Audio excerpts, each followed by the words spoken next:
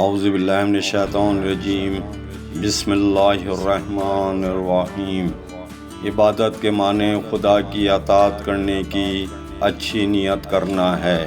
اسی سچی نیت کی وجہ سے خدا کی اطاعت کی جاتی ہے۔ امام جعفر صادق علیہ السلام۔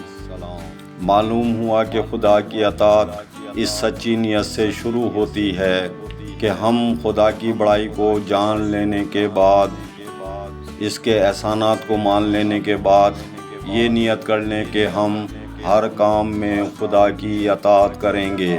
عبادت کی حقیقت یہ ہے کہ سب سے پہلے بندہ ہر نعمت کو جو خدا نے اس کو عطا کی ہے اپنا مال نہ سمجھے بلکہ صرف خدا کی عطا سمجھے، کیونکہ غلام کسی چیز کا مالک نہیں ہوتا۔ اس لیے ہر نعمت کو خدا کی ملکیت سمجھ کر اس کو اس طرح استعمال کرے کہ جس طرح خدا نے استعمال کرنے کا اور خرچ کرنے کا حکم دیا ہے۔ دوسرے یہ کہ اپنی پوری کی پوری توجہ ان فرائض اور کاموں کے ادا کرنے پر لگا دے جن سے رکنے کا خدا نے حکم دیا ہے۔ یہی تقویٰ کا پہلا درجہ ہے۔ امام جعفر صادق علیہ السلام۔